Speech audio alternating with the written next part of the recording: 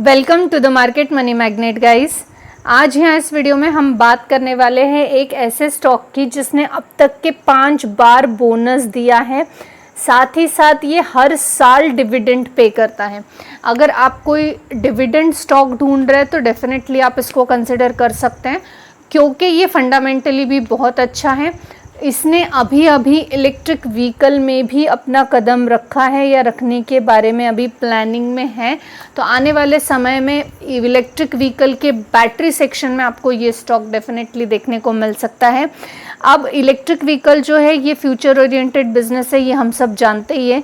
अब future oriented business है, that doesn't mean कि आने वाले 4 महीने 1 साल में आपको या 2 साल में इलेक्ट्रिक व्हीकल में एकदम बहुत अच्छा कुछ देखने को मिलेगा, लेकिन आपको आने वाले 10 साल का विजन अगर आपका है तो 10 सालों में आप इलेक्ट्रिक व्हीकल में बहुत अच्छा परफॉर्मेंस देखने को आपको मिल सकता है।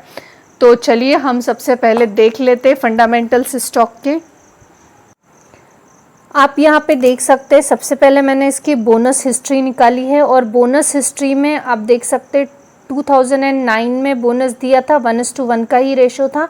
16 में दिया गया था बोनस और 16 में भी 1:1 का रेशो था। उसके बाद हमें 2018 में देखने को मिला 1:1 का बोनस है। 2022 में देखने को मिला था और 2:1 का बोनस था। आप यहाँ पे देख सकते हैं 16 से 18, 17-18 2 साल और 18 से 22 फिर 4 साल हो गए।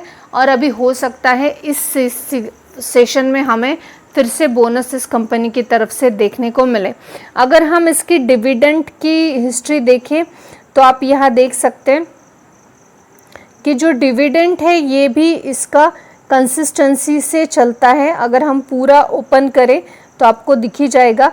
रिसेंटली भी डिविडेंड अनाउंस किया है, ये 7000% का है। दैट डजंट मीन 7000 का बोनस है, इट्स अ फाइनल डिविडेंड और फाइनल डिविडेंड ये 7 रुपीज़ का है।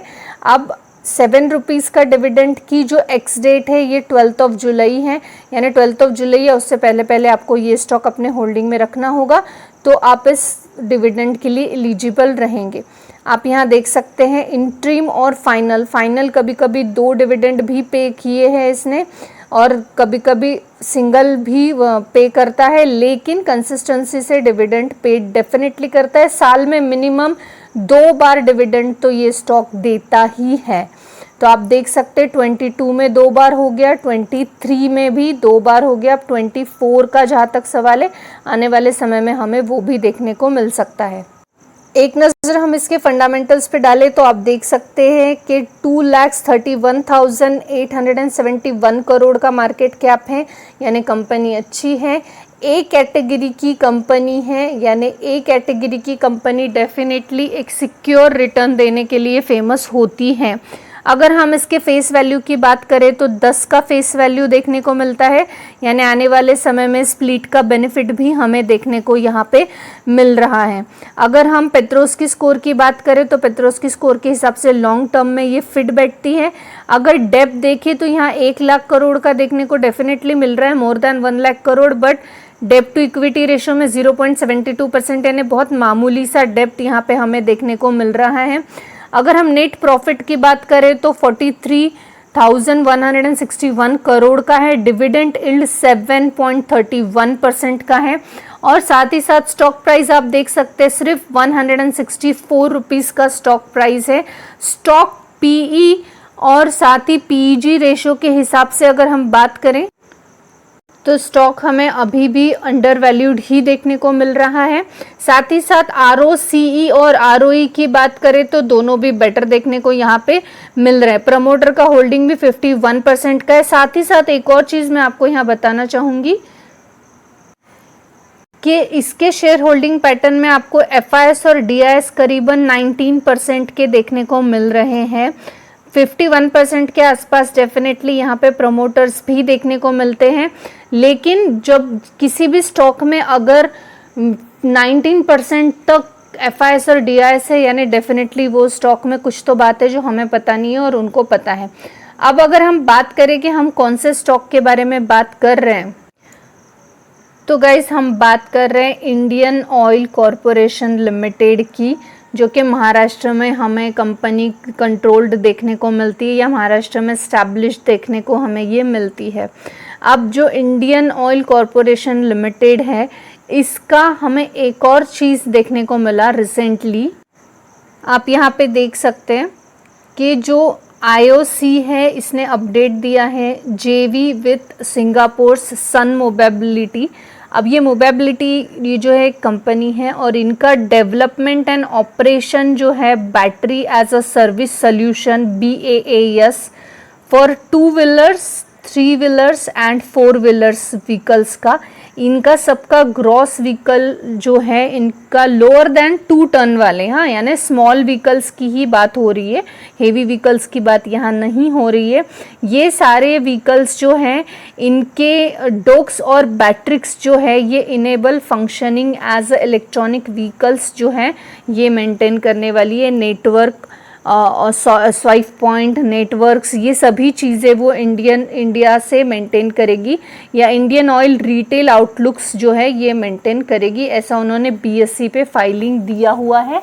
IOC ने ये इन्फॉर्म किया है और ये जो है इसमें initially paid up share capital जो है ये करीबन 2 लाख कॉम्प्रोमाइज़ किए गए, यानी 20,000 इक्विटी शेयर्स जो है 10 का फेस वैल्यू वाले ये कंट्रीब्यूटेड किए गए हैं, वो भी JV पार्टनर्स को। तो डेफिनेटली ये एक और उनका फॉरवर्ड स्टेप हमें देखने को मिला है। इससे बेनिफिट डेफिनेटली IOC को जो है होने ही वाला है, लेकिन यहाँ पे मोस्ट इम्पॉर्टेंट चीज़ ये है कि ये तो फ्यूचर की बात है। अब IOC जो है आप देख सकते हैं, अगर हम लास्ट उसका ट्रेडिंग देखें तो लास्ट ट्रेडिंग में आप देख सकते हैं ये अच्छा पॉजिटिव डेफिनेटली है। एक गवर्नमेंट स्टॉक होने की वजह से बहुत सारे लोग जो है इसमें इन्वेस्ट करने के लिए नहीं सोचते, लेकिन सिर्फ गवर्नमेंट स्टॉक है ये देख के इन्वेस्टमेंट नहीं होती। और जो गवर्नमेंट स्टॉक्स में डरते इसीलिए लोग कि गवर्नमेंट के डिसीजन के हिसाब से उनके स्टॉक वोलेटाइल होते हैं, लेकिन अगर आप इसके रिटर्न्स देखेंगे तो एक साल में 25% से ज़्यादा के रिटर्न से, अब आप एक FD से तो डेफिनेटली यहाँ पे ज़्यादा रिटर्न्स बना के आपको मिल रहे हैं।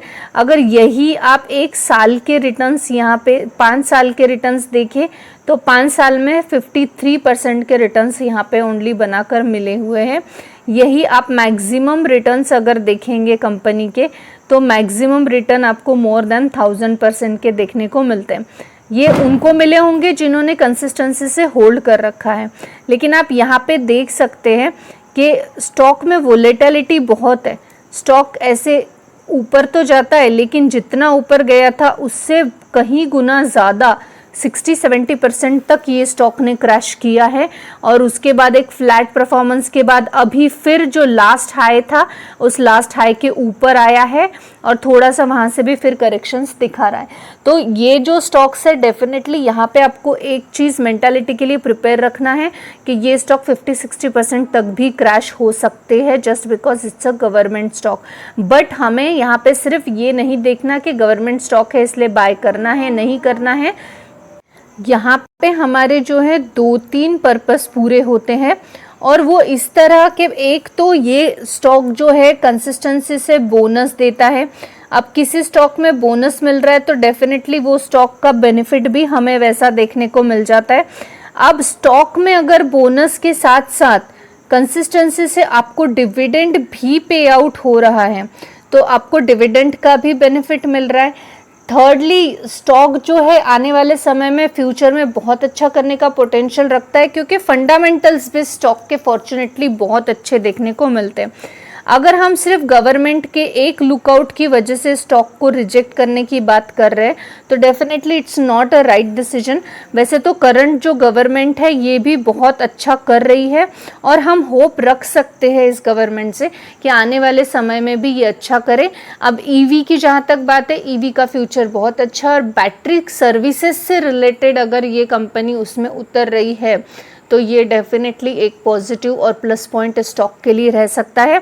स्टॉक का प्राइस बहुत मिनिमल है, 164 रुपीज़ के आसपास है। एक छोटा मोटा अमाउंट आप इसमें डेफिनेटली इन्वेस्ट कर सकते हो या करने से पहले एक बार फिर से रिसर्च करके भी इन्वेस्ट कर सकते हो। मैं कभी भी एक लमसम अमाउंट किसी भी स्टॉक में इन्वेस्ट करने को रिकमेंड नहीं करूँगी।